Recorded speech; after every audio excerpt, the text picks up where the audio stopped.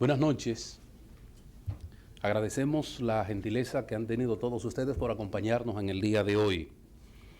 Próximamente se conmemora el 50 aniversario de un gran acontecimiento en la República Dominicana. El señor presidente de la República, mediante el decreto 311-11, creó la Comisión Nacional para conmemorar el 50 aniversario del ajusticiamiento del dictador Rafael Leónidas Trujillo. Esta comisión tiene como misión dirigir y coordinar todas las actividades relacionadas con la conmemoración de tan magna efemérides. Esta comisión, en asociación con Fundación Global Democracia y Desarrollo, presentan en el día de hoy un panel con destacados intelectuales, historiadores de la República Dominicana, que tiene como título Trujillo, el tiranicidio de 1961. Fundación Global Democracia y Desarrollo es un espacio de reflexión de temas de trascendencia en la República Dominicana y por eso estamos presentando este panel académico en el día de hoy. Agradecemos la gentileza por estar con nosotros de los señores historiadores, los académicos, los representantes de las fundaciones patrióticas, los familiares de los héroes. No siempre se tiene el privilegio de contar con un auditorio como el que tenemos en el día de hoy para participar en este panel con 4 sólidos y destacados intelectuales de la República Dominicana que están con nosotros en este día. El doctor Roberto Casá, Juan Daniel Balcácer, el doctor Adriano Miguel Tejada y en representación de la Fundación 30 de Mayo, el doctor Eduardo Díaz. Gracias por acompañarnos, en especial al señor presidente de la República, quien es además presidente de honor de Fundación Global Democracia y Desarrollo, que está con nosotros en el día de hoy. Las palabras de bienvenida están a cargo del director ejecutivo de Fundación Global Democracia y Desarrollo, el doctor Marco Herrera.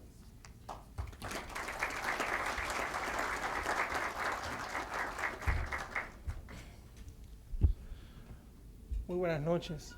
Distinguido señor presidente de la República, doctor Leonel Fernández, presidente honorífico de la Fundación Global, distinguidos familiares de los héroes nacionales, cuyos eventos, conmemoración de dichos eventos nos reunimos para analizar el día de hoy, distinguidos panelistas que nos honran con su presencia en este interesante encuentro, amigos que nos acompañan siempre. En nombre de la Fundación Global Democracia y Desarrollo me complace muchísimo darles la bienvenida a este interesantísimo panel en el cual se analizará el tiranicidio, este acto cuyo 50 aniversario ya estamos en la víspera de celebrar en la República Dominicana. Quiero antes que nada agradecer pues a los señores Eduardo Díaz, Juan Daniel Balcácer, Roberto Casá y don Adriano Miguel Tejada, que nos han honrado con venir a aportar sus ideas sobre este importantísimo hecho. A los familiares de los héroes nacionales protagonistas de estos hechos, pues también manifestarles nuestra satisfacción con su presencia el día de hoy. Brevemente, solo me permitiré compartir con ustedes pues la trascendencia que para nosotros como institución tiene discutir este tipo de temas, ya que como el mismo nombre nuestro lo denota, pues la democracia es un punto, un tema fundamental de esta institución y alrededor de ella, pues muchas de nuestras actividades e intercambios toman lugar.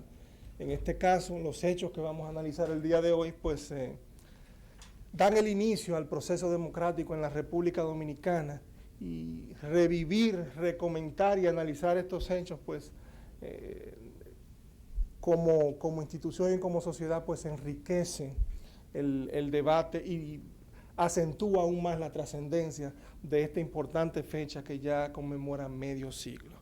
Así que agradecemos muchísimo la presencia de ustedes en este encuentro y les invitamos a participar activamente de este panel y de este debate. Analicemos los hechos, revivamos la historia, recontemos todos los sucesos que, como bien ya saben, mientras más lo hagamos y más estudiemos la historia dominicana, pues hechos como este, el menor riesgo de repetirlos en el futuro. Muchas gracias y buenas noches. Fueron las palabras en la voz del director ejecutivo de Fundación Global Democracia y Desarrollo, el doctor Marco Herrera. La dinámica, el protocolo de esta noche va a fungir como moderador un destacado historiador, abogado, académico, periodista, quien también con su formación académica nos va a ayudar a entender parte del tema que vamos a tratar en el día de hoy. La moderación está a cargo del doctor Adriano Miguel Tejada.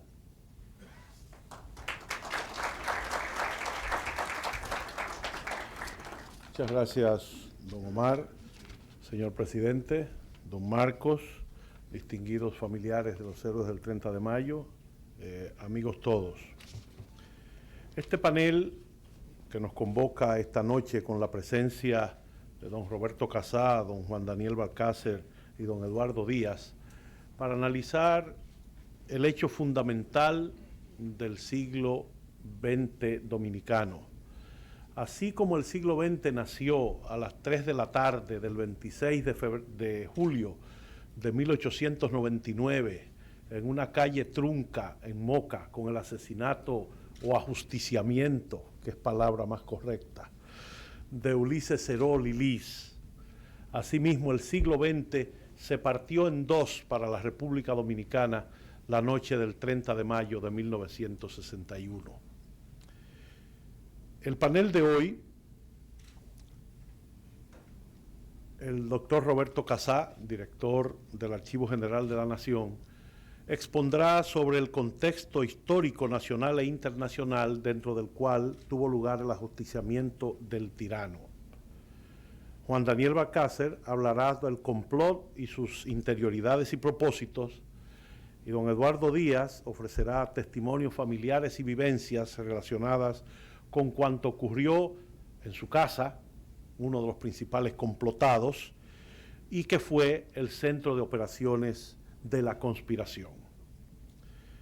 Tengo el agrado de presentarles al doctor Roberto Casá, historiador, sociólogo y educador, licenciado en Historia por la Universidad Autónoma de Santo Domingo, maestría en Estudios Latinoamericanos y un doctorado en Sociología por la Universidad Nacional Autónoma de México, profesor universitario, ex presidente de la Academia Dominicana de la Historia y miembro de la Academia de Ciencias de la República Dominicana, entre otras instituciones, para exponernos sobre el contexto histórico nacional e internacional alrededor del ajusticiamiento del tirano Trujillo, el doctor Roberto Casá.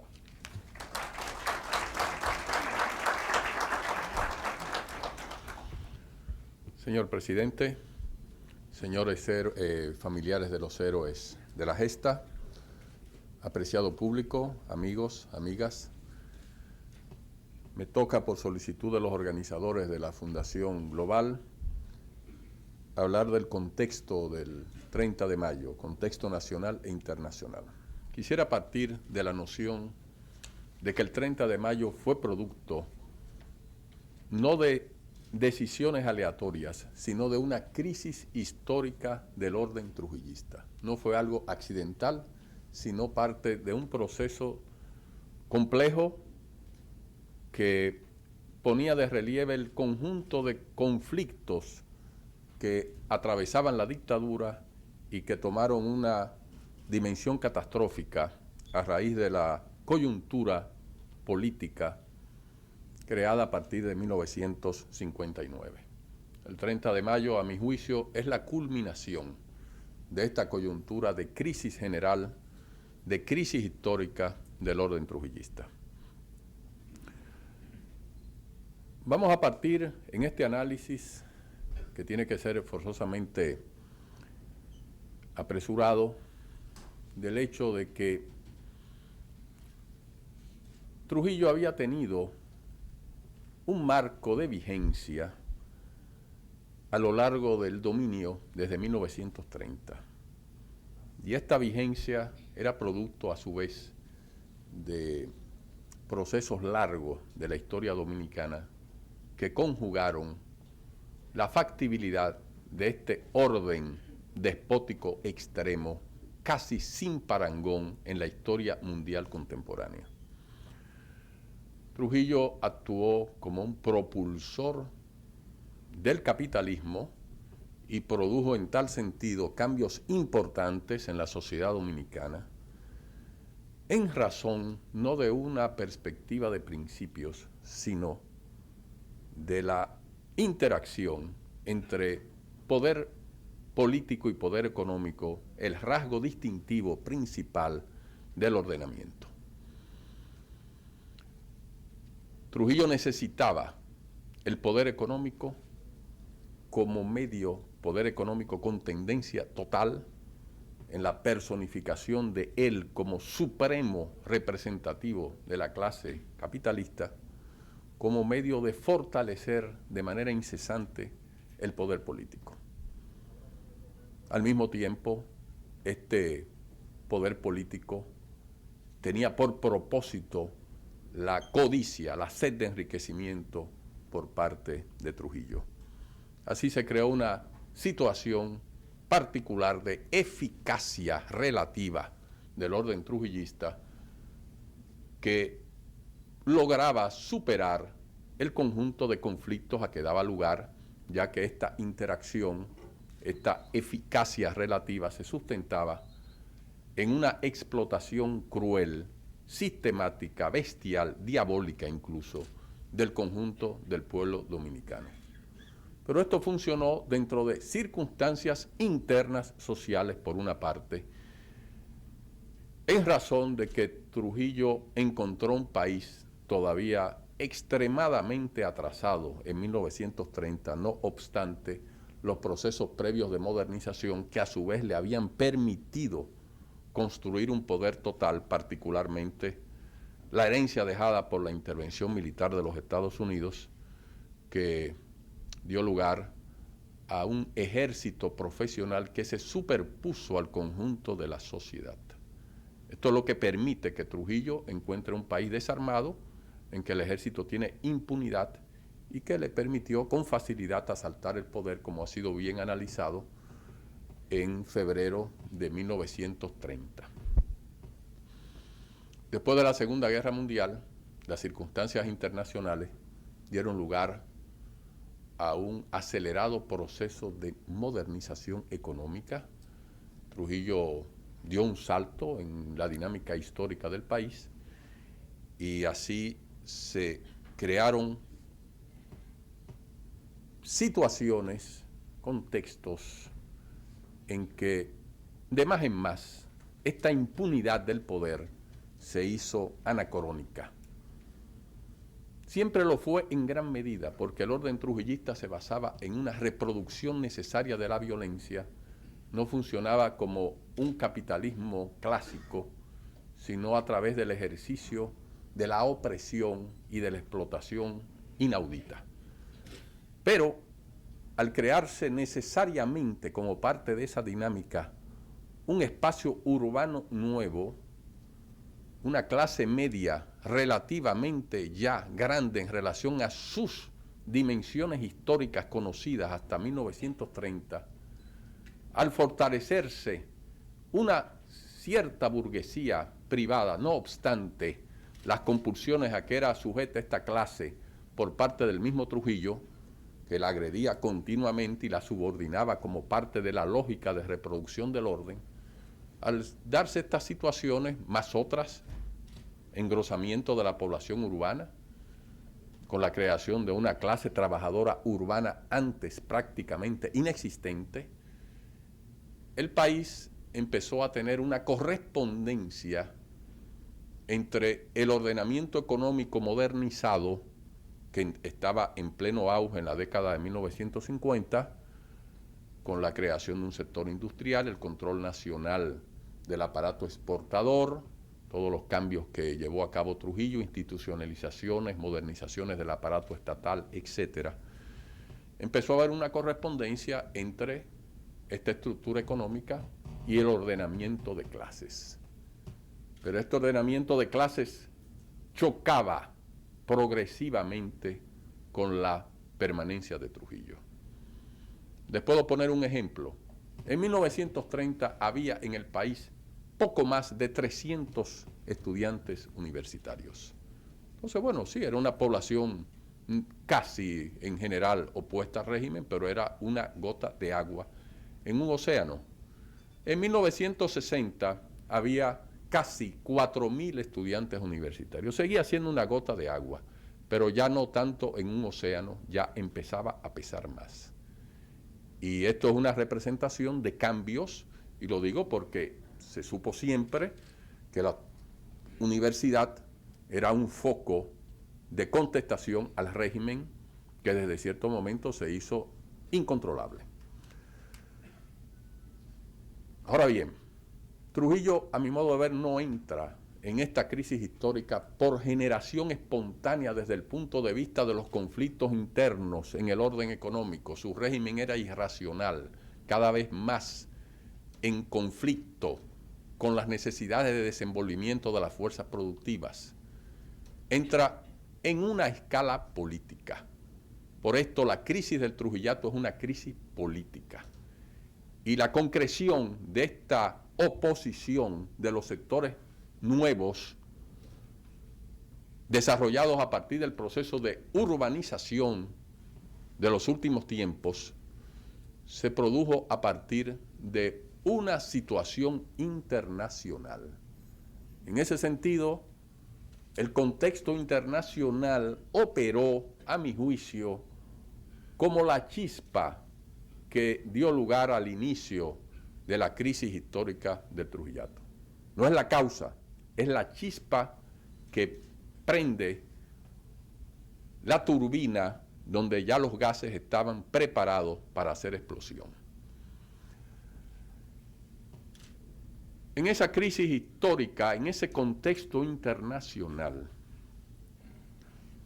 el factor primario que dio lugar a este proceso fue la Revolución Cubana.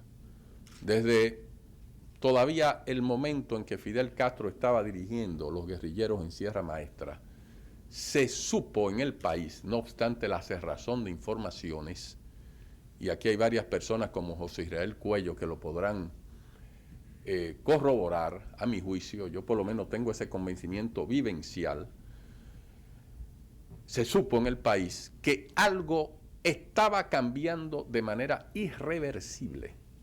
Ya no iba a ser lo mismo. Eso se oteaba. Y yo lo viví en compañía de mi padre, observando a mi padre, conversando con otros antitrujillistas. Y este simple hecho ya desbordó las compuertas del régimen y comenzó un proceso nuevo en el contexto de los cambios internacionales en la zona del Caribe y en América Latina en general, de lucha contra el régimen de Trujillo. De ahí en adelante, a mi juicio, Trujillo ya no pudo contener las ansias liberadoras de estos sectores nuevos de la población dominicana, particularmente de la población urbana. Se fueron sucediendo entonces hitos que dieron lugar a un agravamiento continuo de esta crisis histórica. La Revolución Cubana inaugura el proceso como fenómeno del exterior puramente, pero a los 6 meses sobreviene la expedición del 14 de junio. A los 6 meses de la expedición del 14 de junio, grosso modo, es descubierto el movimiento revolucionario 14 de junio, de entre cuyos fundadores tenemos al doctor Julio Escoto aquí presente. Y ya este hecho, señores, de un movimiento que tenía más de 10.000 personas en medio de esa dictadura atroz, algo que no tenía precedentes y que ya ponía el régimen en un estado de fragilidad extrema. Un asesor colombiano le recomendó a Trujillo, que ya comenzaba a estar perdiendo facultades y obsesionado como fiera enjaulada, que en vez de proceder al arresto, a la redada general que llevó a cerca de 400 presos de este movimiento, simplemente se limitara a asesinar a sus principales dirigentes. Trujillo no hizo caso de este sabio consejo, siniestro por supuesto también, y prefirió hacer la redada que en medio de ella tuvo que detener puesto que planteaba una situación sencillamente de crisis general, como ya era en efecto del propio orden. La tortura no pudo mucho, el arresto de cientos de jóvenes revolucionarios no pudo mucho, porque se abrieron nuevos frentes cada vez más sólidos de contestación de la dictadura. El más importante, a mi juicio, desde el punto de vista interno, fue la disidencia de la Iglesia Católica, escasas semanas después, proclamada de descubierto el movimiento revolucionario 14 de junio. En todas las iglesias del país se leyó la famosa pastoral que planteó la oposición del único aparato nacional con cierta independencia respecto al régimen.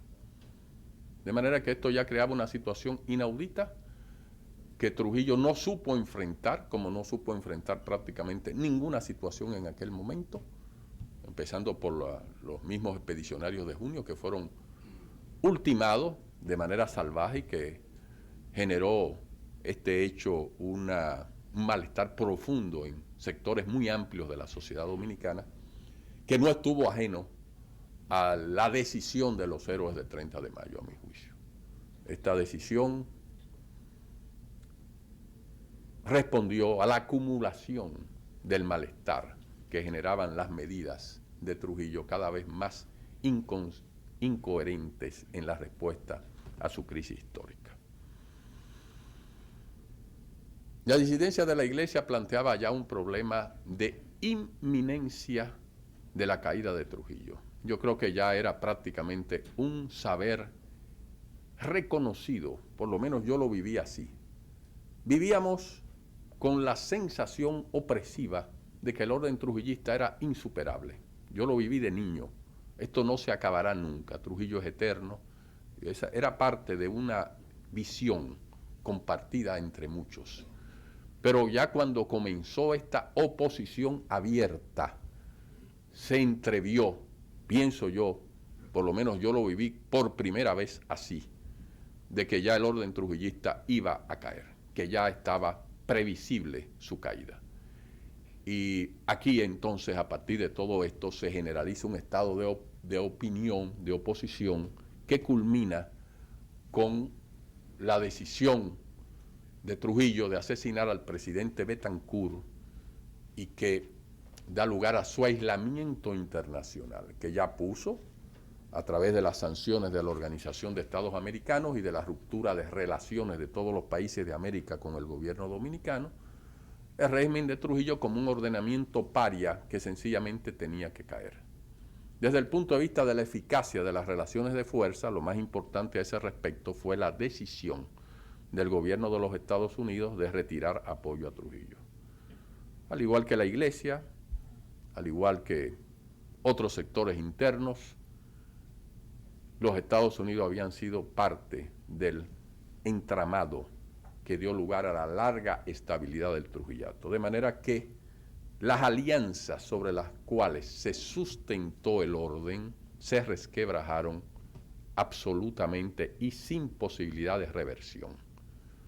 Lejos de nuevo de responder adecuadamente, lo cual resultaba además muy difícil, con sus medidas absurdas, Trujillo lo que hizo fue profundizar una situación que demandaba una respuesta que no podía ser otra, y así lo analizaron antitrujillistas de diversas proveniencias, incluyendo miembros del movimiento 14 de junio, que el tiranicidio.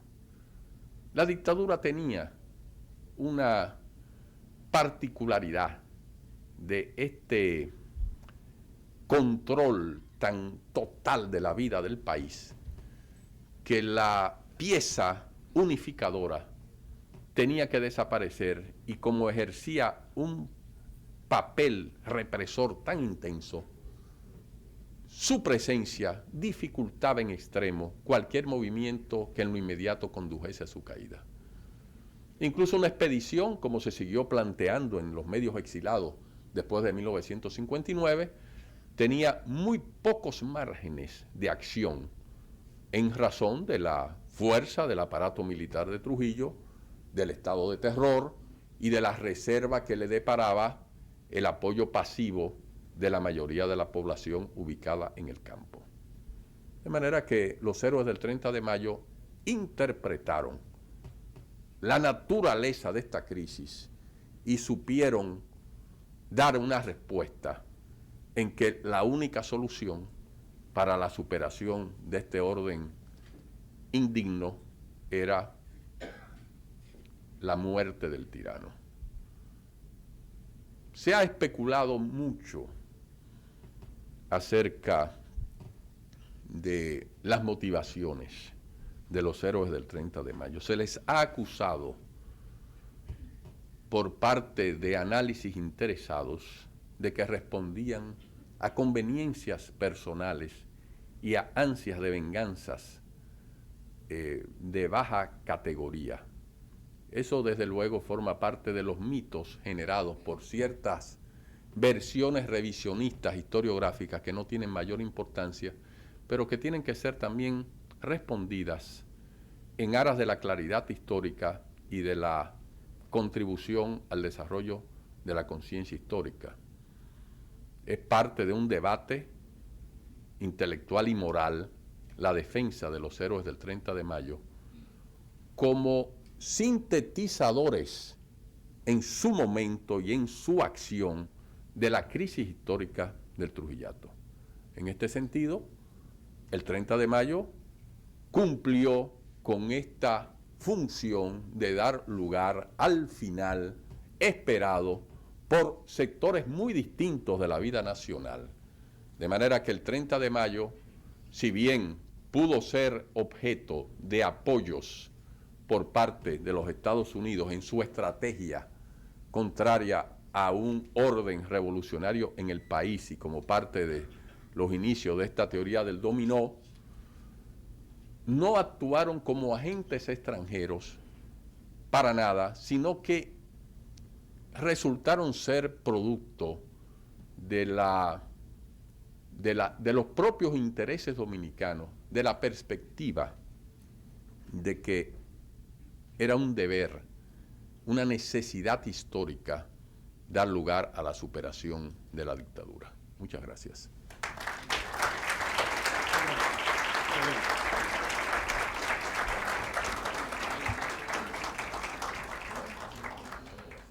Excelente la presentación del doctor Roberto Casá.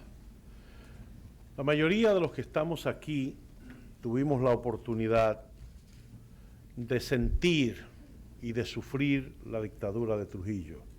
Pero hay muchos jóvenes que por haber nacido posteriormente no tienen una vivencia, ni siquiera pueden imaginarse lo que significó vivir bajo la dictadura de Trujillo. Yo les voy a contar una anécdota personal antes de dar paso a nuestro próximo panelista, el doctor Eduardo Díaz. Corría el año 59, cuando de repente unos carros del Servicio de Inteligencia Militar comienzan a pasar por el frente de nuestra casa. Nosotros vivíamos en una casa en el medio de una cuadra. Al día siguiente de comenzar a pasar los carros, mi mamá comienza a preguntarle a mi papá que en qué estaba él metido. Que qué le estaba él ocultando. Cuando se convenció de que mi papá no tenía nada que ver con eso, entonces comenzaron a preguntarme a mí que con quién yo me estaba juntando.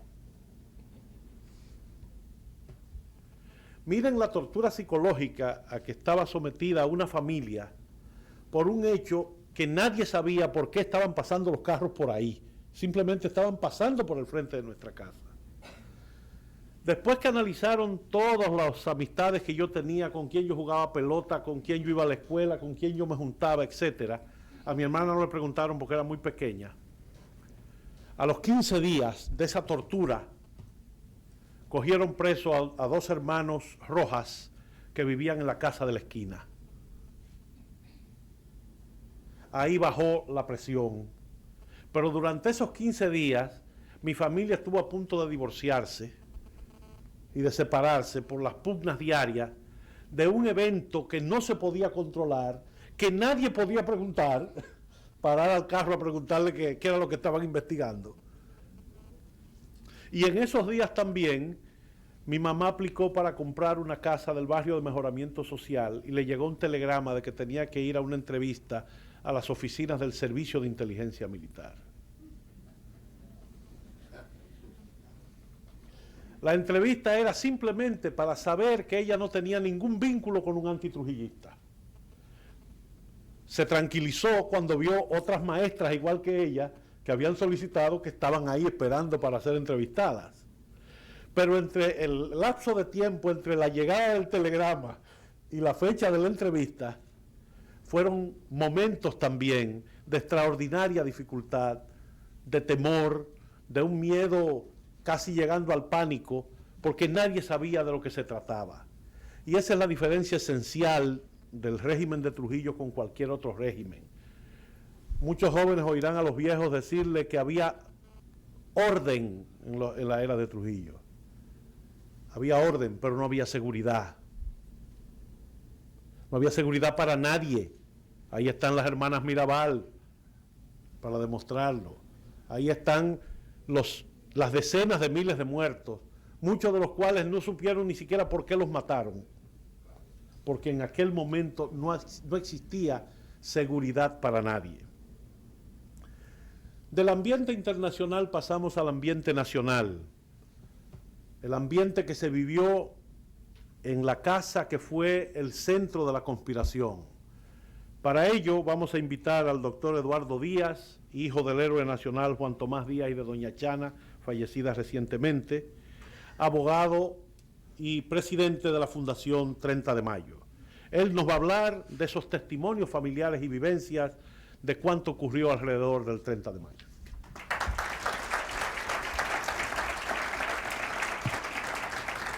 Muy buenas noches, señor presidente. Rafael Pérez Modesto, quien es prácticamente nuestro representante ante el superior gobierno, y con mucho agradecimiento hacia él. Obviamente también al señor Valcárcel, que es el coordinador de las fechas patrias. Yo básicamente estoy aquí invirtiendo la máxima jurídica de que entre abogados te vea, entre historiadores te vea. Gracias a Dios por primera vez le invierto. Yo voy a tratar el tema de la siguiente forma. Yo me voy a remontar a la época inicial de Trujillo, no como presidente, o mejor dicho, como dictador, sino como Trujillo, la persona que estaba relacionada con los días. De ahí voy a pasar a desarrollar el tema en base a la forma en que los héroes del 30 de mayo se van conociendo a lo largo de 30 años y cómo interactúan. Luego voy a tomar a cada uno de los miembros, o mejor dicho, de los conspirados, voy a analizar simple y llanamente cuáles fueron sus funciones y cuáles fueron sus contactos, y van a sorprenderse de la cantidad de personas que conocían del complot, apoyando obviamente a lo que dice Roberto, que prácticamente me dejó sin tema.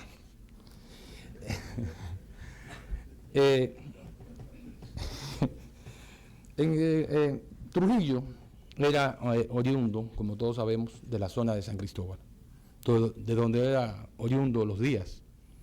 Desde joven se distinguió por ser un cuatrero, pero los Díaz y los Trujillo tenían una relación muy especial. Él era un protegido de mi abuela y de mi abuelo.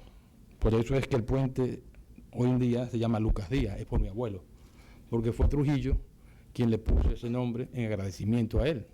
Él solía decir que Lucas Díaz es tan guapo que se quitaba los callos a tiro. Pero transcurrió el tiempo, Trujillo toma el poder y en el 1930 inicia su gobierno. ¿Pero qué pasa en el 1930? Bueno, en Moca Antonio de la Maza, en un meeting en el Parque Cáceres, como le dicen,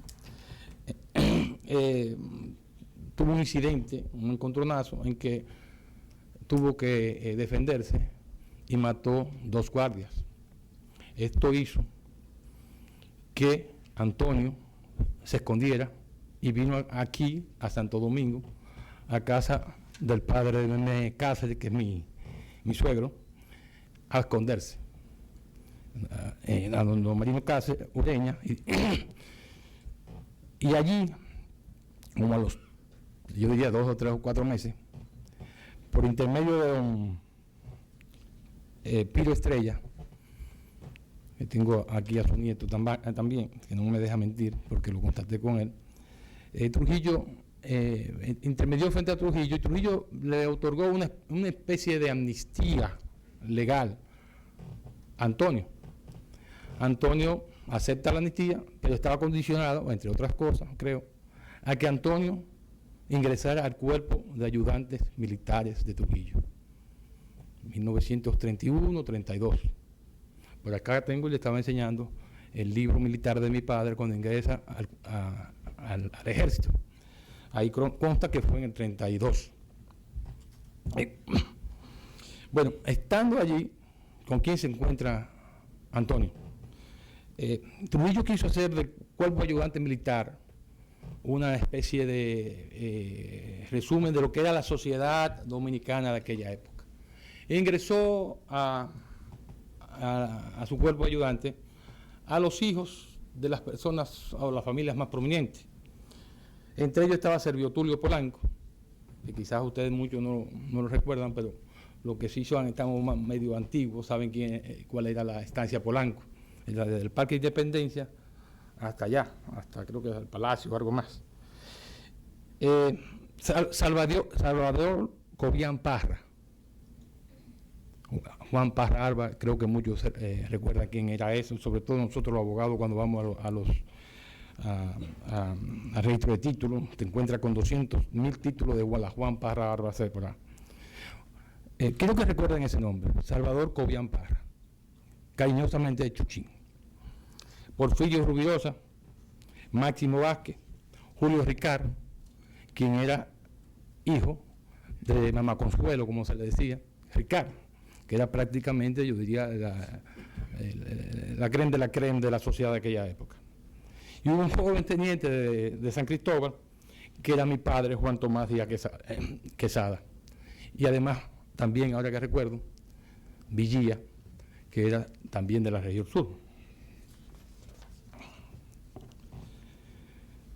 Ahí, cuando se conocen, hacen amistad Antonio y mi papá. Transcurre el tiempo y viene a ser que, ¿con quién se encuentra después? Mi papá ya siendo capitán o mayor en Puerto Plata, con Segundo Inver Barrera. ¿Y quién era Segundo Inver Barrera? Obviamente todo el mundo sabe, el hermano de Antonio, que también era capitán, casado con ya los dos, uno con mi mamá Chana y otro con Bati, o tía Bati. Y sus relaciones llegan a ser de tal confianza que en esos tiempos sucede la invasión, o mejor dicho, la expedición de Luperón. En esa expedición, que obviamente fracasó, como fracasaron todos los intentos desde fuera de destronar al tirano, llegaron entre ellos Horacio Julio Ornes. Resulta bien ser que Horacio Julio era hermano de Maricusa Ornes, que se había educado con mi madre. Y le manda, mi padre, que es de las personas que es activada para ir a la zona de Luperón, le dice a mi madre, en su acostumbrado faena de ser mensajera de mi padre, como se lo voy a decir posteriormente, le dice, mira, vete donde Maricusa y dile que Horacio Julio está vivo, que no está muerto, porque creían que estaba muerto. Se lo agradecieron para toda la vida, que incluso los otros días en una reunión de la Federación de Fundaciones me lo mencionó su hija al respecto y me dijo la anécdota que yo la conocía. Bueno, entonces, ¿qué pasa? Que a partir de ese momento mi padre pasa a ser una especie de persona de confianza en el exilio, en el sentido de que es un militar confiable para cualquier cosa que se pueda realizar posteriormente, es decir, para destronar la tiranía.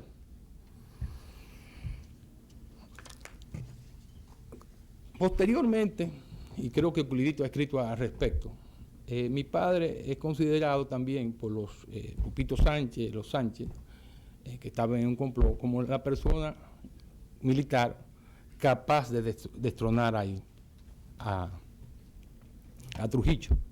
En esa época, 1956, mi hermana, que está aquí presente, se casa con un joven dentista mocano de nombre Bienvenido García Vázquez, quien a su vez era primo de Antonio de la Maza Vázquez y hermano de Antonio García Vázquez. Aquí quiero hacer un paréntesis. ¿En qué sentido? Porque aquí siempre se ha querido, como estaba diciendo Roberto, de que, óyeme, el 30 de mayo son una serie de personas que lo único que quieren es vengar un asesinato o aprovecharse de la situación. Bueno, en el secuestro y asesinato de Galíndez se reúnen 3 personas que mata Trujillo. La primera, Galíndez en sí. Ya con eso se busca un problema con los Estados Unidos grandísimo, que desemboca obviamente en el 30 de mayo. En segundo lugar, matan a Tabito. Aquí tenemos sus hijas presentes. Pero también matan al coronel Salvador Cobian Parra, que era la persona que había estado con mi padre en el 31. Era el mejor amigo de mi padre.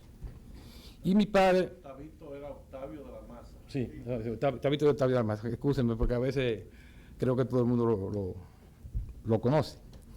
Eso hace que mi padre tenga un sentimiento profundo de aniversación, aparte de que ya, como decía Roberto, vienen una serie de consecuencias de Trujillo, la feria, todas aquellas cosas. En el 57, mi padre es ascendido a general de brigada y nombrado como jefe del Comando Central en La Vega, ubicado en La Vega. ¿Qué pasa allí? Ustedes recuerdan que Antonio García Vázquez vivía en Moca y era el hermano de mi cuñado Bienvenido. Pues ahí inmediatamente Antonio va a mi casa y le dice: mira, Juan Tomás, tú sabes que Antonio quiere conversar contigo, Antonio, tu compañero de armas, para ver la forma de que se pueda llegar a resolver la situación en cuanto a Trujillo. Y desde ahí se juntan Antonio y mi papá otra vez, pero ya en una faena ya yo diría no de complotación en sí, pero sí de hablar y de atacar a mi padre para que se produzca la desaparición de Trujillo. Aquí tengo que destacar también la influencia de un personaje de lo de la Maza, Ernesto de la Maza, que vivía en La Vega. Y en La Vega estaba el Comando Central, porque todo el mundo cree aquí que Santiago es Santiago, pero en el aspecto militar, el Comando Central en aquella época, no sé ahora si es así, estaba en La Vega. Era el comando de que mayor fuerza tenía. Y ahí, ¿qué ocurre? Lo que obviamente dice Roberto, por eso sí que me ha dejado sin tema. La expedición de Constanza, Maimón y Esther Hondo.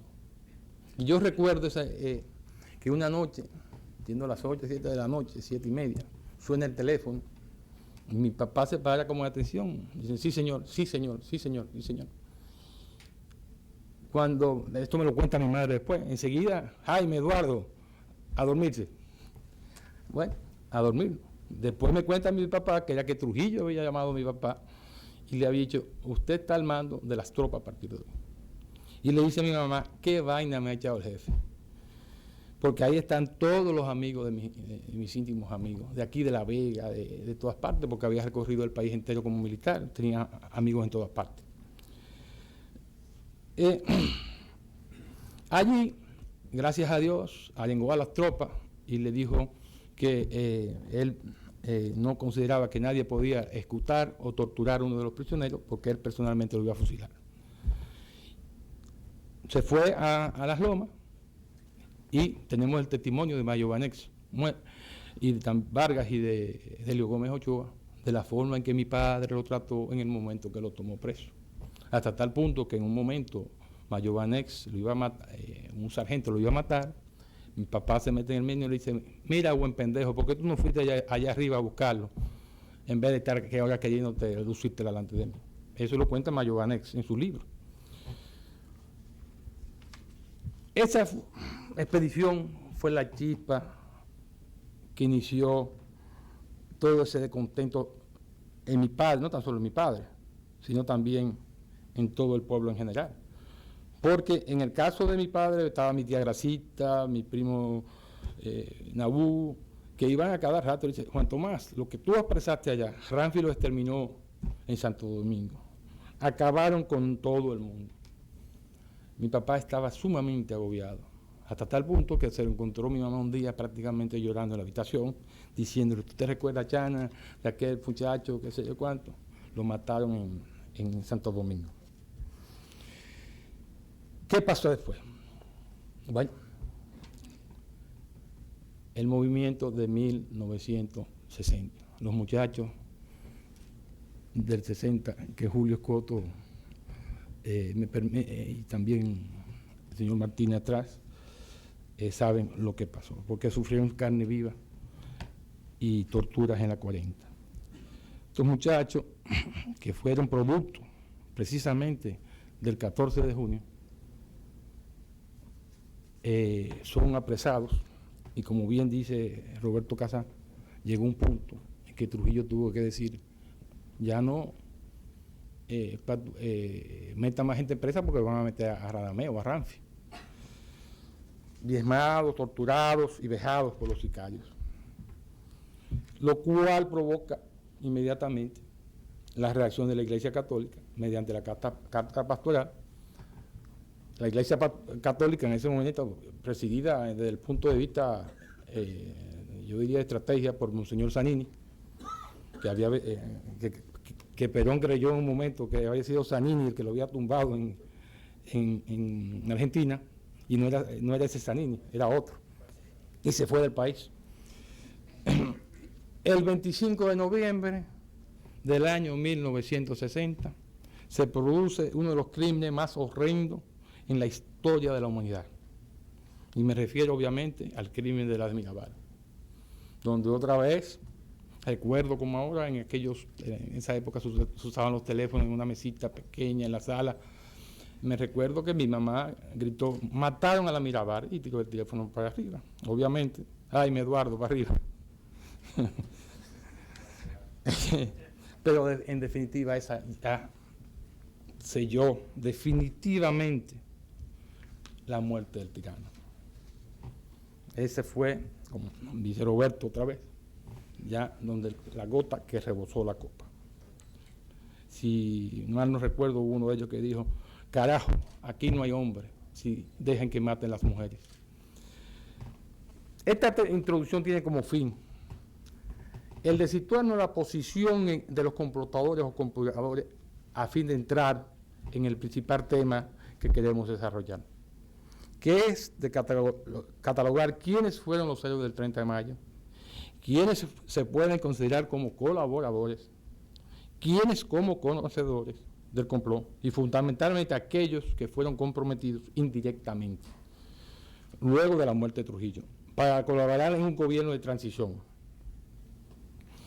Como método de desarrollo, yo voy a hablar de cada uno de ellos, sus funciones dentro del complot y quiénes fueron, y al final voy a hablar también de las personas que posteriormente pasaron a ser miembros de los gobiernos que sucedieron. En primer término, Juan Tomás Díaz. En términos militares, indiscutiblemente era una persona que gozaba de un alto prestigio dentro de las Fuerzas Armadas, pero al haber estado en prácticamente todos los lugares principales del país, tenía una relación extraordinaria con la población civil.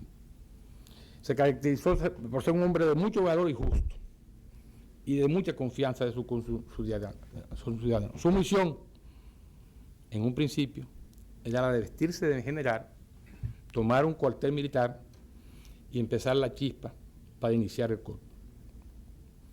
Esto cambió totalmente, desde el momento en que tío Luis Jamía Matió y mi papá ingresaron a Pupo Román al complot. Y ya, obviamente, el secretario de la Fuerza Armada, pues, era la persona que constitucionalmente en ese momento, oiga bien, constitucionalmente, porque no había vicepresidente, tenía que asumir la presidencia. Ese es el orden constitucional de esa época.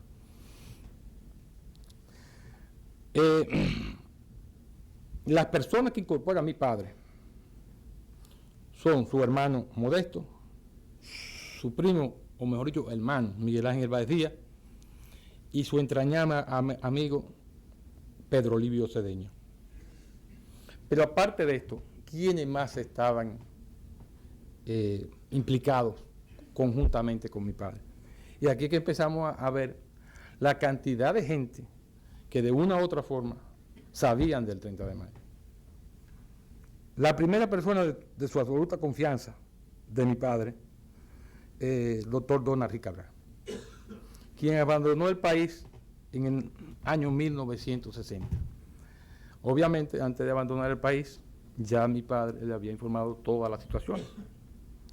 ¿Y qué hace tío Doni? Bueno, tío Doni se va a Estados Unidos. Y en Estados Unidos, ¿quiénes están? Bueno, entre otros, José Antonio Bonilla Tiles, que era la persona en aquel momento que tenía las mayores de las relaciones a nivel de Washington. Una persona, un político muy capaz, que posteriormente pasa a ser canciller de la República. Juan Bautista Vicini Cabral, Mr. X para los americanos, para nosotros cariñosamente Yani. Una persona estratégicamente jugó un papel preponderante frente a los americanos. Era la persona que, en consideración de los americanos, de que mayor información le había suministrado y que mejor conocía la situación política nacional. Aparte de eso, estaba Alfredo Lebrón, Mario Rodríguez, Arturo Calventi y numerosas gentes más, que no lo voy a mencionar a todos, pero particularmente este grupo ejerció una gran influencia frente a las autoridades norteamericanas para que apoyaran el complot. Pero, lamentablemente, que fue de las pocas cosas que se te olvidó, sucedió el fracaso de Bahía de Cochino. ¿Y qué hizo esto frente a los americanos? Simple y llanamente que los americanos giraron en 180 grados su política hacia República Dominicana, ordenándole a Dearborn, que era el encargado de negocios aquí, porque no había embajador americano, una persona que fue muy clave y que tenía conocimiento del complot por diversas vías, de que le ordenara a los disidentes, porque así era llamado el grupo que iba a justiciar a Trujillo, que pararan la situación. Los americanos bajo ninguna circunstancia querían permitir una segunda Cuba en el área del Caribe y en toda América Latina. Esto fue la respuesta de Dearborn, que consta en un libro de Bernardo, fue que esta gente lo van a hacer con el apoyo de ustedes y sin el apoyo de ustedes. Obviamente, al retirar el apoyo, se retiró también, el apoyo se retiró el apoyo que iba a darse desde el punto de vista de armamentos, 300 fusiles que se iban a tirar aquí, allí, y sé yo cuánto nunca llegaron. Al final del día llegaron 3 M1 y 3 revólveres. Entonces, en cuanto a otras personas, sabemos a ciencia cierta que tenía conocimiento del atentado por intermedio de mi padre, don Chemo Brache, don Anselmo Chemo Brache. Chemito está allá atrás, creo, me pareció verlo. ¿Quién era don Chemo Brache? Don Chemo era una persona de mayor influencia en el área del Cibao, una persona que era respetada por todo el Cibao, y que al decir de él, me lo dijo Chimito en estos días, que él era un hombre de Juan Tomás y que él iba a hacer lo que Juan Tomás dijera. Y es tanto así que el día que sale de su escondite, Antonio Inver, a donde primero va es a donde tío Chemo, y en segundo lugar sale tío Luis, a mi ama tío. ¿Y a dónde va Luis a mi ama tío? A donde don Chemo Brache. ¿Para qué va don Chemo? Como le dije, era un hombre de muy alta influencia, no tan solo en la zona del Cibao, sino también aquí. Don Chemo lo lleva inmediatamente a donde Pedro Santiago, creo que es, Pedro Rafael Rodríguez Chavarría, tío de mi hermana. ¿Quién más estaba aparte de esto? Moreno Piña, un íntimo amigo de mi padre de La Vega, el coronel Manuel Castillo y Carlos Vélez Santana, entre otros. Ustedes me dicen, Carlos Vélez Santana, ¿y quién es este? Bueno, Carlos es el hermano de Marcelino Vélez Santana, el que ustedes ven siempre en el 30 de mayo como la persona que actuó como médico y que después se refugió conjuntamente con mi papá en casa de Salvador y Antonio en casa del doctor Robert Ricabral. Ese hospital que ustedes ven ahí. ¿Qué pasa allí? Bueno, ese estaba metido en el grupo. Y lamentablemente esa noche al ir a Pedro Livio, tuvieron que buscar a alguien. Y Bienvenido García Vázquez fue y lo buscó a él. Y por eso se implica, sin conocimiento del complot, y por eso se implica esa noche. Aparte de otra persona, y ya esta es una persona que empieza tú a ver que la trama no era tan solo de una persona o de unos que se querían vengar, o de una persona que se querían quedar en el poder, mejor dicho, aprovecharse del poder. Cocó Peñavalle. ¿Quién era don Cocó Peñavalle? Obviamente, sus apellidos le dicen quién era, hermano de Peñavalle, íntimo amigo de mi padre. Aquí mi mamá, como acostumbraba, le entregaba mensajes de mi padre. Pero su caso yo lo voy a tratar más adelante, como le dije, que esto es una cuestión que se viene entrelazando. Homero Hernández Almanza, que fue embajador, mi padre lo fue a despedir en el avión, y Homero le dijo, Homero, cuando tú regreses, ya el hombre no estará vivo. Homero se va afuera, y fuera empieza a hacer contactos, hasta Dani ver que en el 1961, en enero, febrero del 61, mi madre viaja a Miami con Jacqueline Lluvere, hija de Ney Lluvere, que había sido también muy amigo de mi padre, y precisamente Rancho Jacqueline, se llama Rancho Jacqueline, que es la 40, por la hija de Ney Lluvere, cuya casa era de Ney, que después fue de nosotros. Y Homero, mi madre cuando viaja allá, Homero se hace contacto con él allá y le entrega 8 puntos que desde el exilio le mandaban a decir Pepe Figueres, creo que Luis Muñoz Marín, Betancourt, y una serie de puntos que lo tengo por acá, el que lo quiera ver después se lo enseño. Y mi madre se va en el lechero, creo que era un avión que paraba en diferentes sitios, creo que Montego Bay, el otro, y terminaba en Miami. Pues ahí mi madre se aprende los 8 puntos, rompe el papel en el avión, lo tira por el cosa, y cuando llega aquí, cuanto más corre, búscame un papel y lápiz que te tengo que dictar lo que Homero nos dio. El doctor Jordi Brosa, quien aporta 3 revólveres y es el contacto con los americanos, una parte de los americanos, sobre todo Dibur.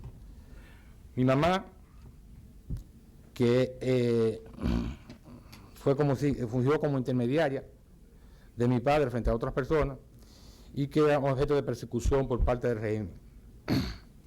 Y además guardó armas que se nos entregaban a los cosas.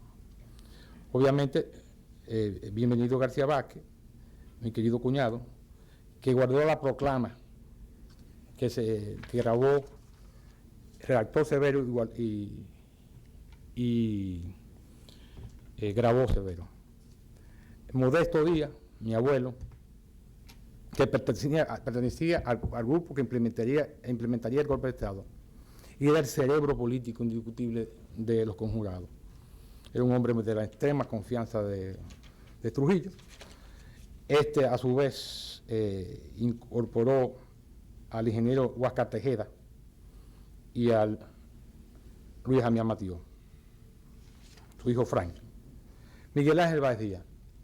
En cuanto a tío Miguel Ángel es muy clave la noche del 30 de mayo, por dos cosas. Primero, busca una excusa para que Antonio de la Maza pudiese venir, porque en aquella época tú no te podías trasladar, sobre todo Antonio, de la provincia de donde estaba, creo que era Restauración, que le decían en esa época, a Santo Domingo. Y fue donde el doctor Nicolás Pichardo, y le dijo, mira, vamos a matar a Trujillo, pero yo necesito que tú me des una excusa médica para que pueda viajar Antonio acá. Y efectivamente le dio esa excusa. Pero la noche del 30 de mayo fue muy importante, porque tío Miguel Ángel caminaba con Trujillo.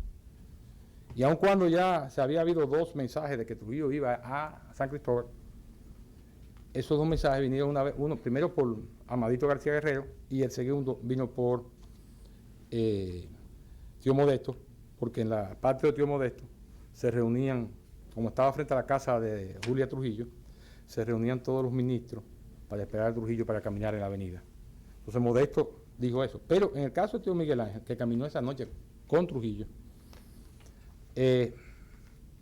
tuvo que ir a la avenida a decirle dos veces a los complotados, no se vayan porque el Trujillo viene. Porque Trujillo, en vez de coger para San Cristóbal inmediatamente, se fue con Pupo para San Isidro. Al regresar de allá, y era muy tarde. Y esa no era la hora que acostumbraba. Gracias a eso, se pudo liquidar al jefe porque estaba muy inquieto.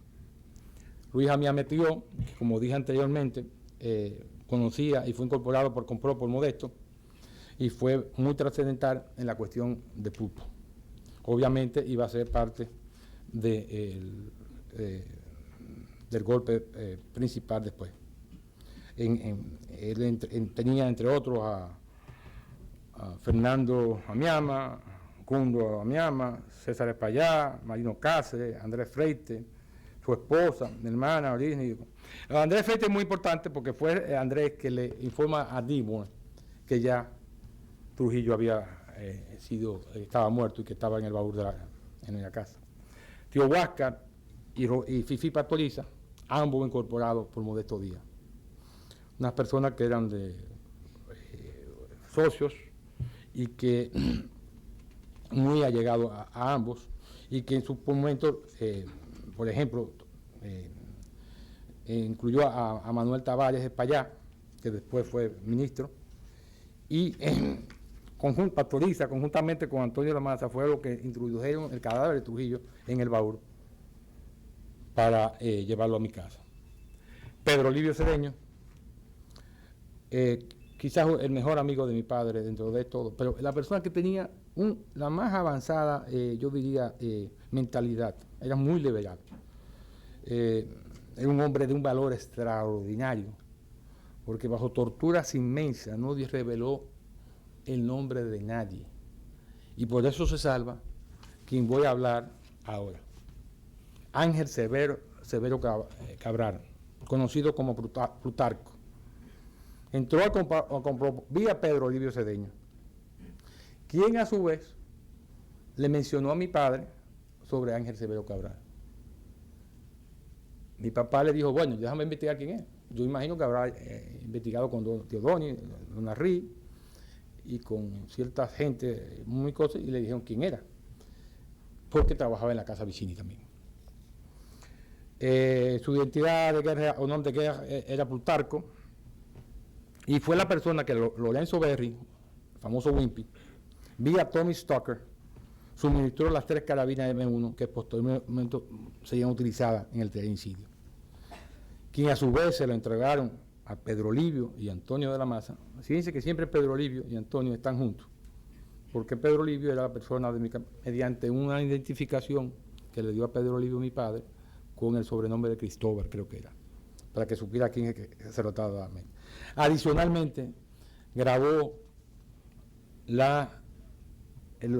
redactó la proclama y también grabó la proclama. La grabó, en la redacción colaboró el licenciado José Francisco Tapia y en su grabación el doctor José María Cabral Vega, Chepe, cariñosamente Chepe, primo hermano de Yanni, pero también actualmente trabaja en la Casa Vicini. También don Luis Manuel Tapia Vega y el doctor Rafael Acosta y Federico Carlos Álvarez, que era posteriormente Unión Cívica Nacional, prácticamente ahí reunido. También se lo visto a Luis Manuel Vaquero, que era un contacto muy importante con la embajada y que también lo sabía por vía de Wimpy. Su contacto con mi padre fue eminentemente con su compañero de labores en Casa Vicini, Manolo de Ubín Filpo. Y sobrevivió, gracias a Dios, porque no tuvo contacto prácticamente con todos los conjurados, sino con 2 o 3. Uno se lo llevaron a la tumba, su nombre, y otro no dijo nada, que fue Pedro Olivio. Antonio de la Lanza Vázquez era un hombre eminentemente de acción y por eso encabezó el grupo de acción, conjuntamente con sus hermanos, que lamentablemente no pudieron venir esa noche a participar en el talinecidio, porque esa noche no se iba a matar a Trujillo, sino al otro día. Don Vicente de la Maza estuvo siempre enterado por sus hijos, don Marino Cáceres también. Es importante señalar aquí que este fue quien le entregó a Salvador del complot de ellos.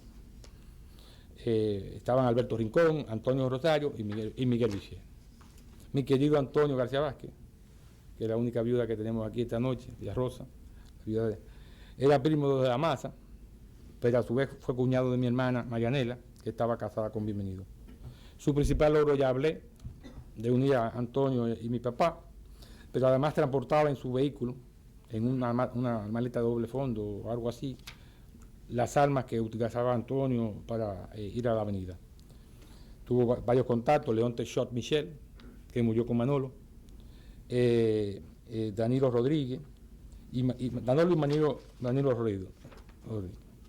Tunti, que también, Tunti es Luis Manuel Cáceres Michel, hermano de Tavo, quien también era un muchacho muy joven, pero era la mano derecha de Antonio, un muchacho que estaba supuesto a manejar esa noche el carro, no pudo manejarlo, entonces por eso lo maneja Antonio.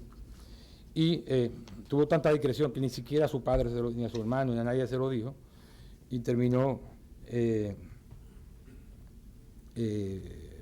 cayendo preso a los 3 o 4 días. Salvador se incorpora como un hombre muy católico, se incorporó a través de Antonio de la Maza, como lo he dicho anteriormente, y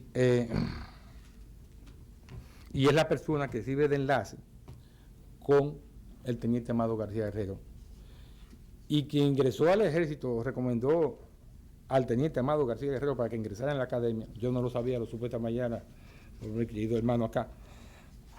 Fue mi papá, Juan Tomás Díaz, como debe haber sido coronel o compañero. Teniente Amado García Herrero, que como le dije anteriormente, fue una persona clave porque fue la primera que dijo, siendo miembro del cuerpo ayudante, dijo no, el hombre va.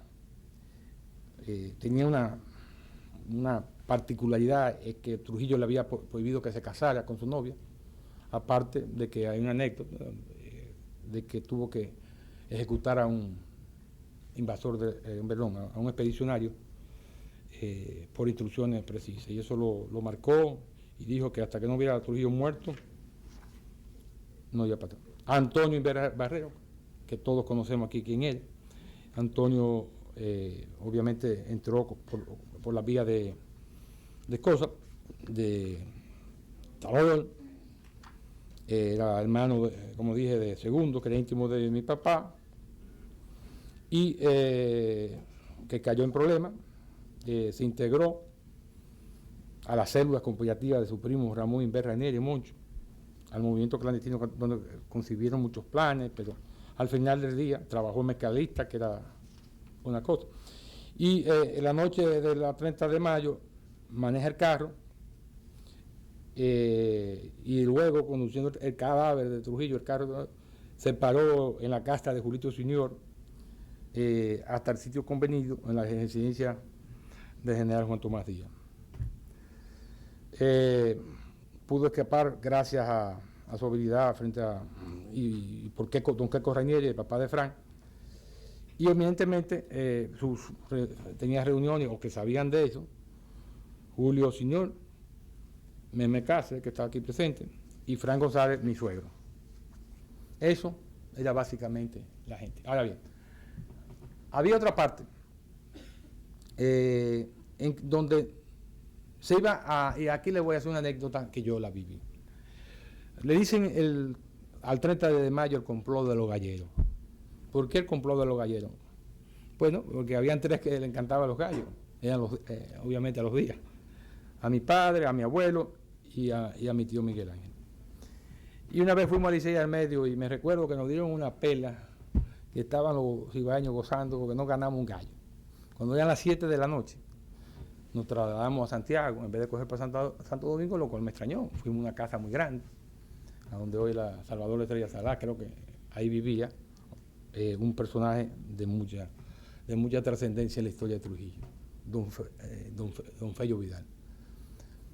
Se quedaron, llegó después Antonio García y Antonio de la Maza, ellos 5 hablaron con él y se retiraron. En el tiempo, ya después de muerto Trujillo, mi mamá me cuenta que esa noche fueron ellos a hablar con don Fello Vidal, un viejo zorro de la política, había redactado la proclama de Trujillo del 30. Y la forma en que le propusieron a él fue la siguiente: don Fello, ¿cuál es su posición en caso de que Trujillo muera? Si en caso de que Trujillo muera, yo no tengo lealtad. De esa forma ya ellos sabían que podían contar con él para el caso de que Trujillo muriera. Asimismo, fueron comprometidos varias gente en ese sentido. Y otra gente, eminentemente militares, que se contaba con ellos una vez hubiese sido producido el golpe. Entre ellos, aunque ustedes no lo crean, Neyni Bar, el propio Guaro Estrella, que no sabía nada, que era hermano de Salvador, y Villilla, y otros militares que no tengo la autorización para decir. Muchas gracias. Y Antonio Muelle. Muchas gracias. Y excúsenme por los grandes cantos.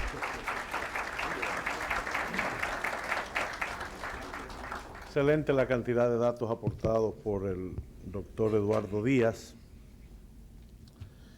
Vamos a pasar ahora a lo que pasó la noche del 30 de mayo a cargo de Juan Daniel Balcácer, historiador y ensayista, profesor universitario, miembro de la Academia Dominicana de la Historia y de varias otras academias y presidente de la Comisión de Efemérides Patrias.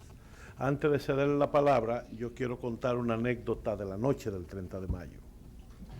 Generoso Gómez, el mayor Generoso Gómez, era el chofer de Negro Trujillo.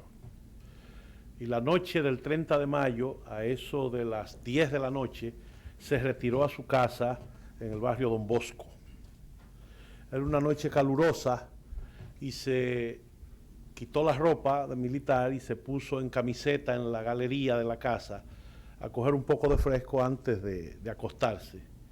Y estando ahí, llega un carro del Palacio Nacional que frena de golpe, guayando gomas, como se dice, frente a la casa, y se desmonta una ordenanza que le dice: comandante, que regrese inmediatamente al Palacio Nacional. Y el mayor Gómez le pregunta: ¿qué pasó? ¿Otra invasión? Y el ordenanza le dice: peor, encontraron a Zacarías lleno de tiros y el jefe no aparece. Imagínense lo que es eso, la noche del 30 de mayo. Juan Daniel Balcácer.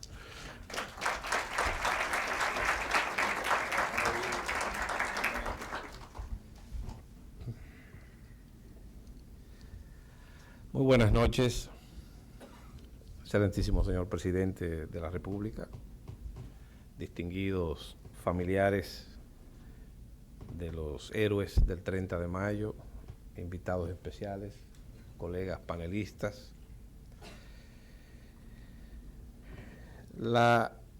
Sobre la conspiración del 30 de mayo, durante muchos años prevaleció en nuestro país un misterio y un desconocimiento total acerca de sus interioridades, de cómo fue conformada, de cómo se llevó a cabo la ejecución del tirano.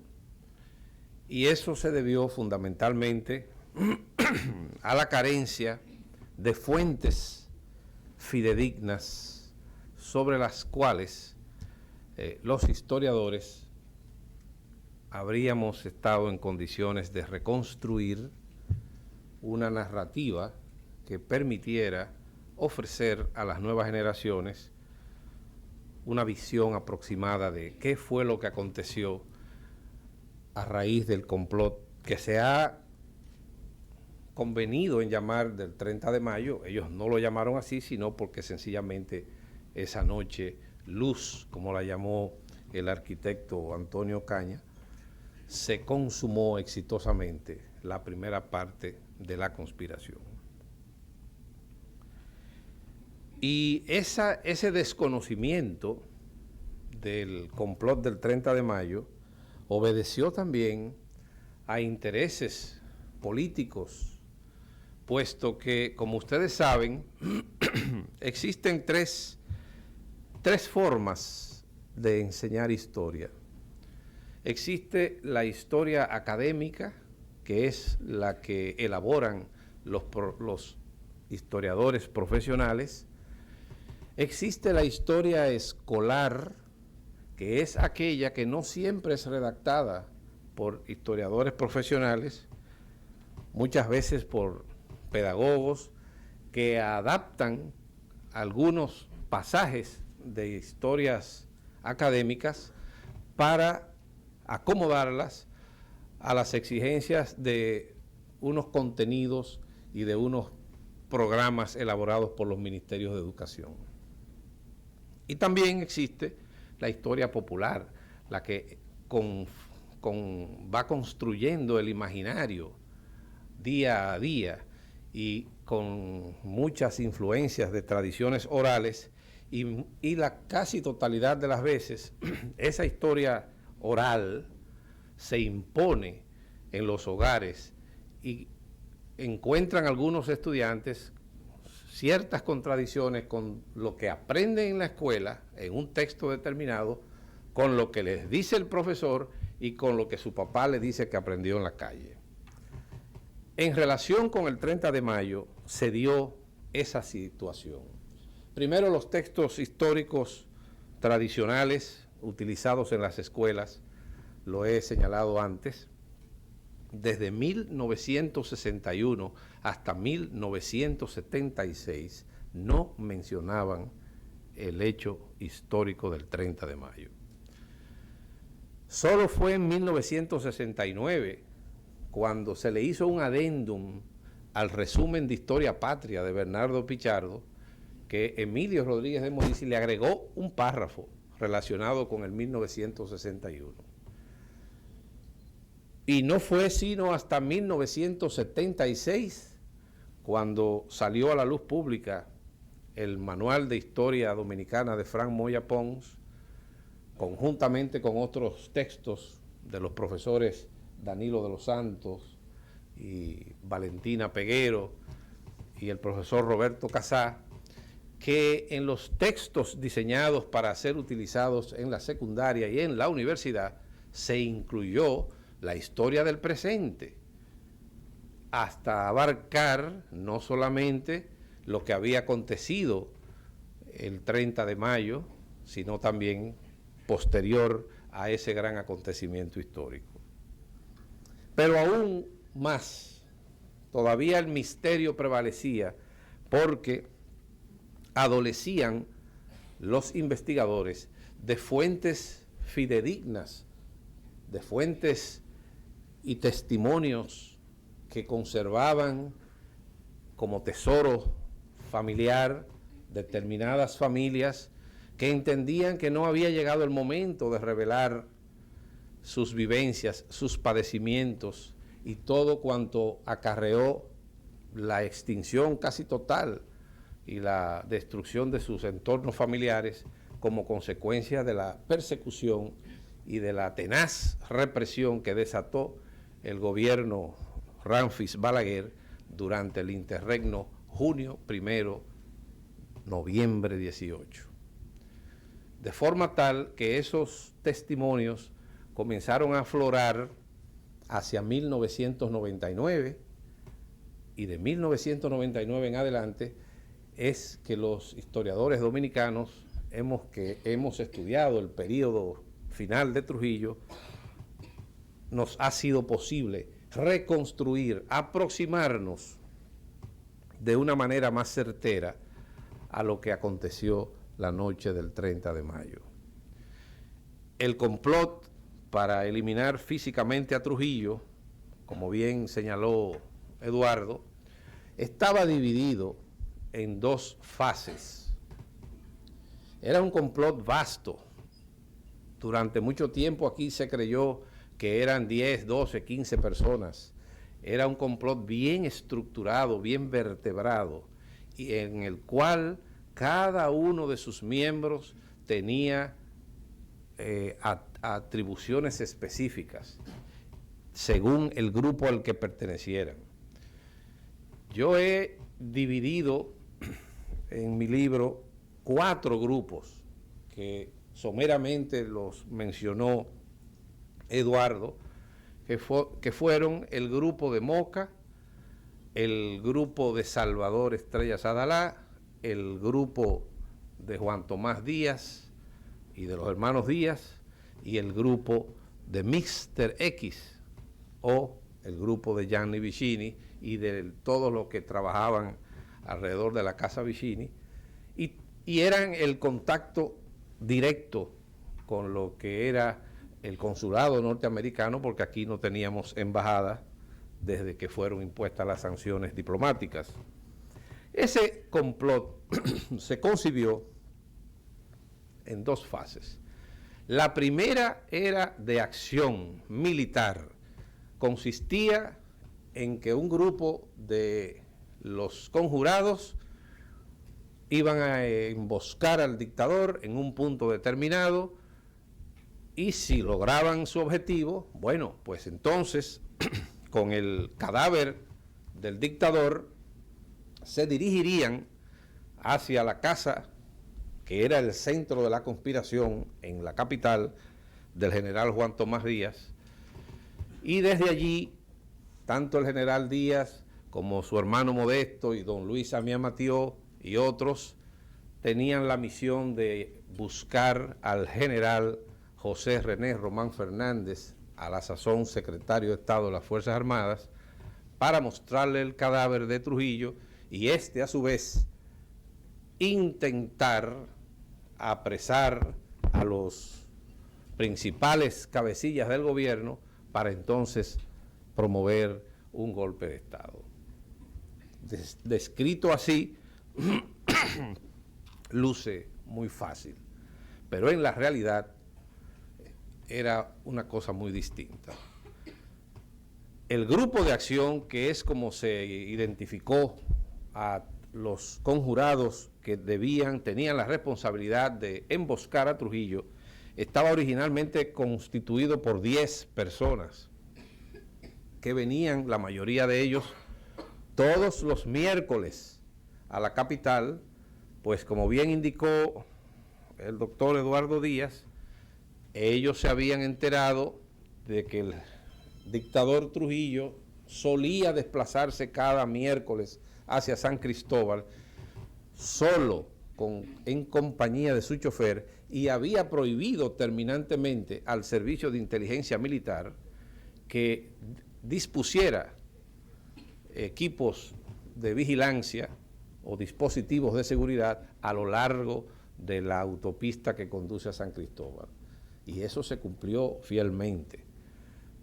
Pero una serie de factores imprevistos, en la historia a eso se le llama en historiografía el azar, cuando el hombre o la mujer planifican determinadas acciones y al momento de ejecutarlas, algo que no ha sido tomado en consideración altera el curso de ese acontecimiento.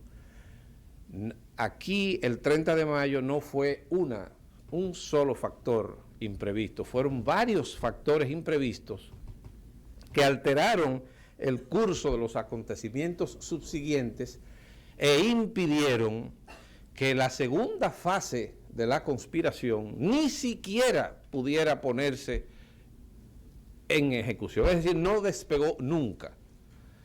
Y la mayoría de los conjurados, de los principales líderes del complot, prácticamente murieron sin saber qué verdaderamente había acontecido para que impidiera que la segunda fase de la conspiración no comenzara.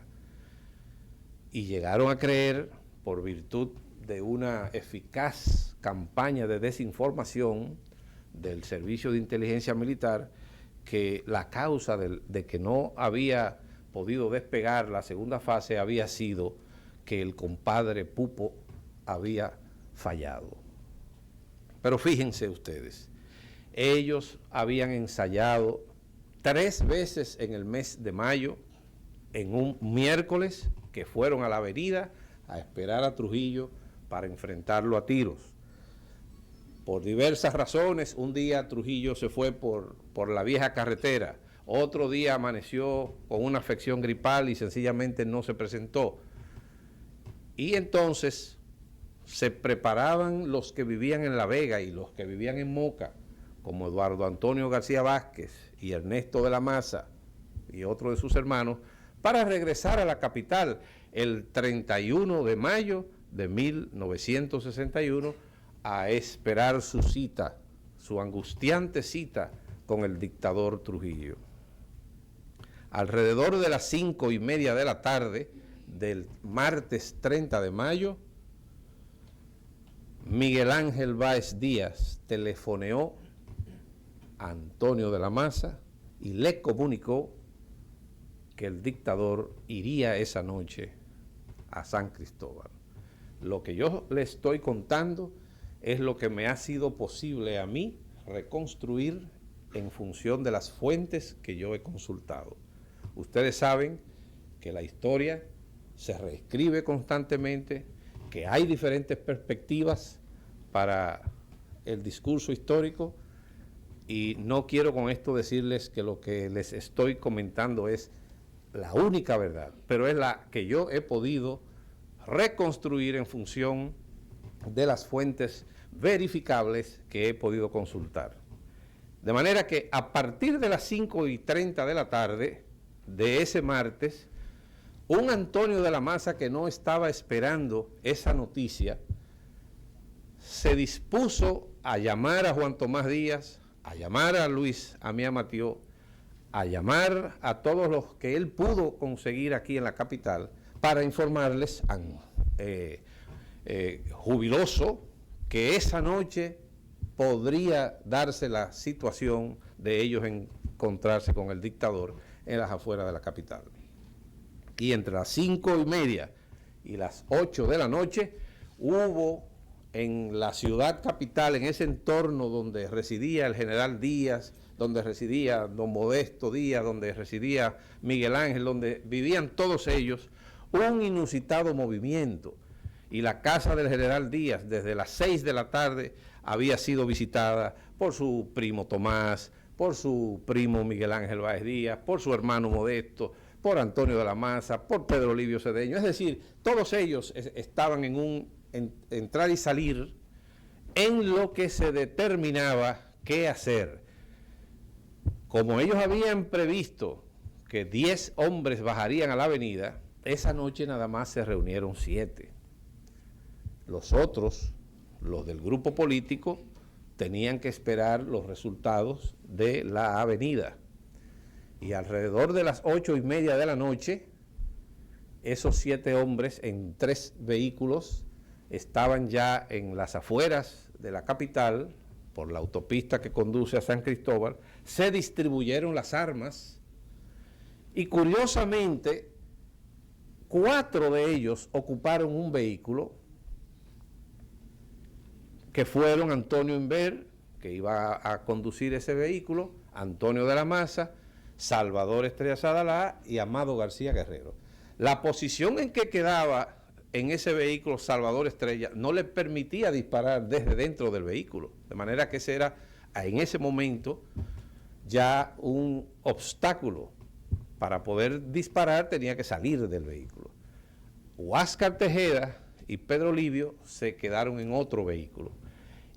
Y Roberto Pastoriza se quedó solo en un vehículo y se distribuyeron en 3 puntos distantes, porque ellos habían concebido que tan pronto se diera la señal de que el carro del dictador se aproximaba, se iban a juntar en un punto del kilómetro 10 o 12 los 2 vehículos, el de Huáscar y el de Roberto Pastoriza, bloquearían la ruta y el vehículo persecutor de Antonio Inver, Antonio de la Maza, cuando llegaran a ese punto, ahí atrapaban al hombre.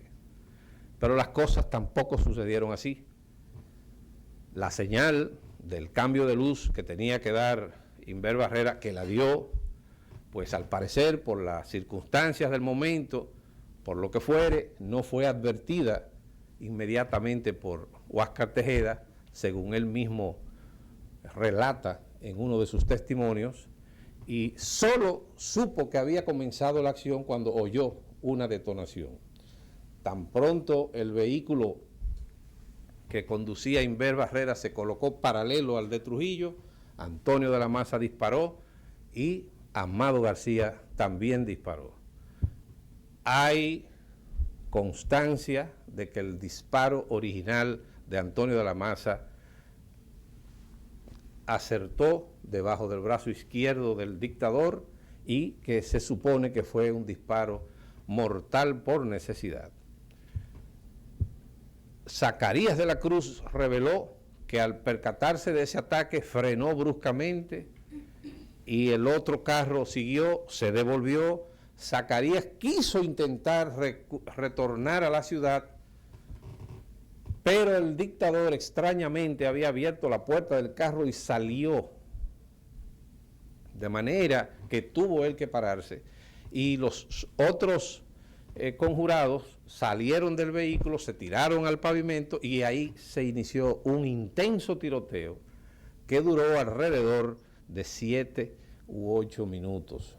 Una verdadera eternidad para lo que estaba aconteciendo allí, porque era nada más y nada menos que al dictador Trujillo que estaban tratando de ajusticiar. Y si eso fallaba, pues fallaba todo para los que estaban involucrados. Cuando Huáscar y su compañero llegan, dejan a Pedro Livio y hay una versión de que al desmontarse Pedro Livio en medio de la oscuridad, Salvador Estrella hizo un disparo que es el que hiere a Pedro Livio. Porque por ahí pasaron muchos vehículos. No crean ustedes que estaban solos. Venían vehículos desde San Cristóbal que no se pararon a averiguar nada porque en esa época nadie se detenía a averiguar un tiroteo. Y entonces Huáscar siguió y buscó a su compañero Pastoriza y regresó inmediatamente al escenario, dejando atrás el carro de Salvador Estrella Sadalá. Y ya cuando ellos llegaron, dice Antonio Inver Barrera, Trujillo era cadáver. De manera que en forma apresurada tomaron el cadáver del dictador, lo hondearon en el baúl del carro y salieron con él rumbo a la casa del general Díaz. Como habían también previsto, se iban a llevar el carro de Trujillo. Uno de ellos lo condujo por un tiempo, pero lo dejaron muy cerca y decidieron irse solos. De manera que dejaron ahí el carro de Trujillo.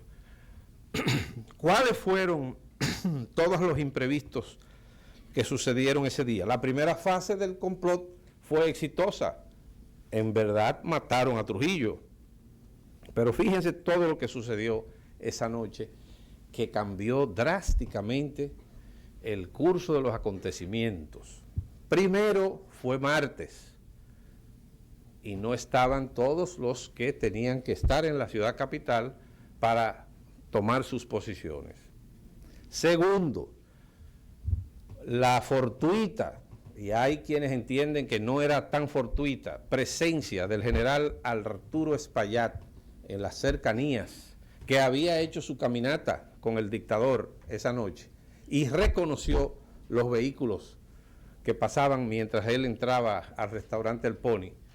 Al escuchar el tiroteo, se dirigió al lugar de los hechos. Él andaba con su esposa, Ligia Fernández, que falleció hace unos años, y ésta les rogó para que no se acercara más de lo que él había llegado.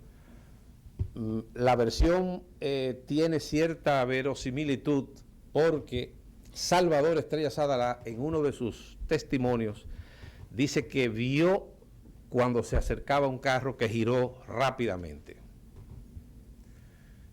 De manera que el general Arturo Espaillat, que sí sabía que Trujillo estaba siendo objeto de un ataque a tiros, se dirigió inmediatamente a la casa del general Pupo Román, que en mis investigaciones siempre cuestioné por qué él fue a la casa del general Román cuando él pudo haberse detenido en la Fabre Gefrard, que es hoy la avenida Lincoln, esquina Independencia, donde había una fortaleza, un cuartel del ejército.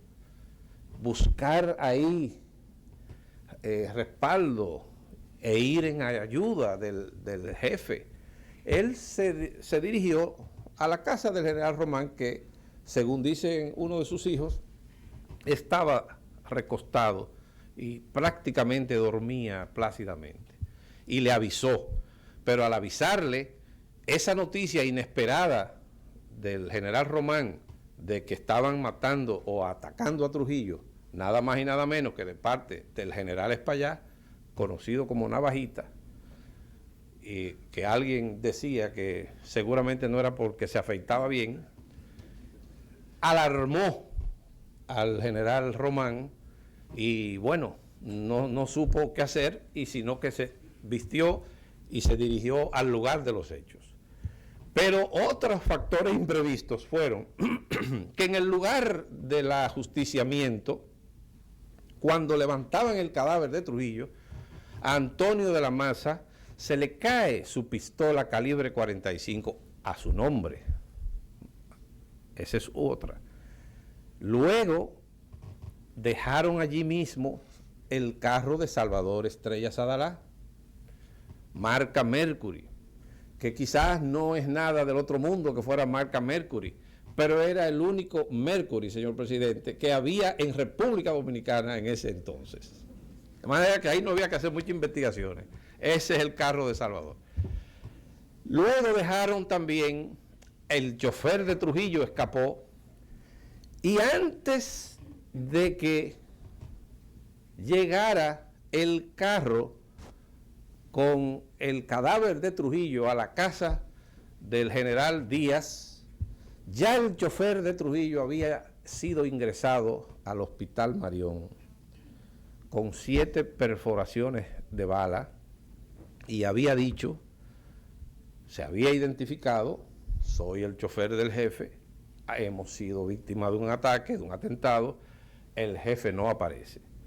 De manera que está comprobado que a las 11 de la noche Zacarías ya había ingresado al Hospital Marión, y cerca de las 11:15 una llamada del hospital a la casa de Luis José León Esteves, a la sazón esposo de Angelita Trujillo, le advirtió de que algo le había pasado al jefe.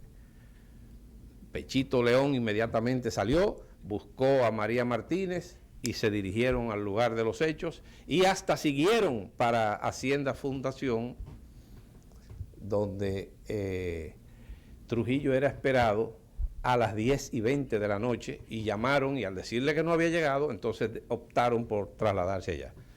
El herido, que fue Pedro Livio Cedeño, también fue otro factor imprevisto, porque ellos habían acordado que si uno de ellos resultaba herido, pues lo más conveniente era ultimarlo para no dejar huellas o rastros que pudieran delatarlos. Pero a la hora de quién iba a tomar esa decisión, nadie quiso hacerlo. Yo creo que ni siquiera se propuso. Y lo que se hizo fue llevar a Pedro Livio Cedeño a la Clínica Internacional. Y un herido de bala en 1961 era casi imposible que no se supiera el origen de esa herida. Tengo entendido que hoy, si usted llega herido de bala a un centro médico, pronto se enteran las autoridades. Imagínense entonces en el 61, donde eso era casi imposible, a menos que fuera producto de un lance con algún militar, porque no había tantas armas en las calles. De manera que el martes, donde tuvieron que proceder de manera muy apresurada, dejar en el lugar de los hechos la pistola calibre 45 de Antonio de la Maza, el herido Pedro Livio Cedeño, que fue llevado a una clínica, a la única clínica privada, o sea, de las 3 o 4 que existían, que no fue difícil porque ya a las 12 de la noche estaba el Servicio de Inteligencia Militar en la clínica, en el quirófano, tratando de interrogar a Pedro Livio Cedeño, preguntando de dónde había originado ese proyectil, y más que averiguar, lo único que le preguntaron era dónde él había estado esa tarde o esa noche. Y entonces les fue fácil a ellos saber que él era íntimo amigo de los Díaz y que había estado de visita en casa del general Díaz. De manera que cuando identificaron el carro de Salvador Estrella Sadalá y cuando identificaron la pistola de Antonio de la Maza, pues no quedó más remedio.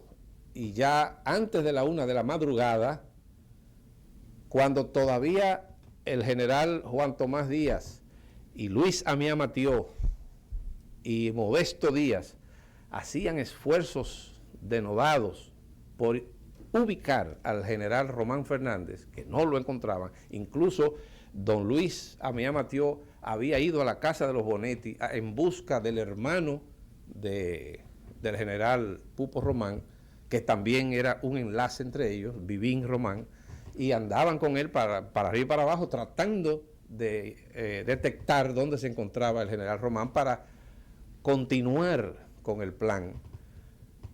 Ya era tarde, porque habían estado en la casa de Antonio de la Maza, donde detuvieron al servicio doméstico y a un hermano de él que dormía, habían ido a la casa de Salvador Estrella Sadalá, sabían inmediatamente que Salvador Estrella Sadalá era íntimo amigo de Antonio Inver Barrera, fueron también para la casa de Antonio Inver Barrera y sucesivamente fueron identificando con el servicio doméstico de esas residencias qué personas habían estado de visita esa noche.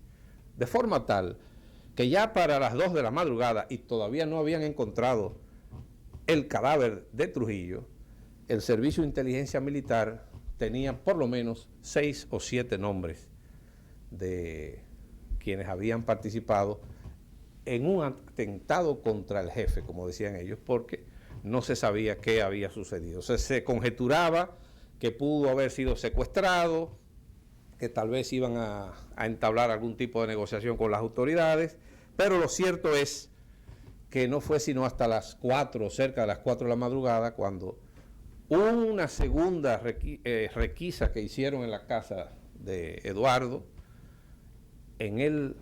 porque la primera vez que fueron, encontraron el maletín de Trujillo. De manera que era obvio que el general Díaz estaba involucrado en hecho que había tenido lugar en la avenida. Pero la segunda ocasión en que volvieron, a uno de los calíes se le ocurrió buscar en un garaje, y cuando abrieron el garaje encontraron un carro caliente todavía, con algunas perforaciones de bala, y entonces ahí es cuando abren el baúl y se encontraron con la cruda realidad de que ahí estaba el cadáver de Rafael Leonidas Trujillo. Dicho así, brevemente, esa fue la parte esencial del grupo de acción que cumplió su misión de emboscar a Trujillo y eliminarlo físicamente. Ahora, poner en marcha la segunda fase de la conspiración, consistente en reunir a los principales jefes políticos y militares de la nación, apresarlos y luego pedir cerrar los aeropuertos para que Ramfis Trujillo no regresara y solicitarle a los norteamericanos que no lo dejaran pasar. Esa parte era mucho más complicada y el golpe de Estado, en realidad, no llegó a planificarse conforme se planifica un golpe de Estado moderno, según lo describe Curcio Malaparte en su célebre texto Técnicas del Golpe de Estado. Muchos de ellos estuvieron presos, fueron bárbaramente torturados y no lograban explicarse qué había sucedido, que la segunda fase de la conspiración no pudo despegar. Antonio Inver Barrera escribe un testimonio en casa de los Cavagliano justo el día en que enterraron a Trujillo, y es el primer testimonio que realmente para fines historiográficos tiene mayor valor, porque ahí él desconocía otros aspectos de la conspiración que luego se familiarizó con ellos. Culmina diciendo: no sé qué pasó. Y en ese vaivén, los agentes del CIM y los otros miembros de los servicios de inteligencia de la dictadura se las ingeniaron para confundir a los propios héroes cuando estuvieron en las cárceles y hacerles creer que en realidad ellos habían sido traicionados por el general Román Fernández, y ellos sencillamente desconocían que todo cambió a raíz de todos esos detallitos que forman parte de lo que se llama el azar en la historia y cambian los acontecimientos. Muchas gracias.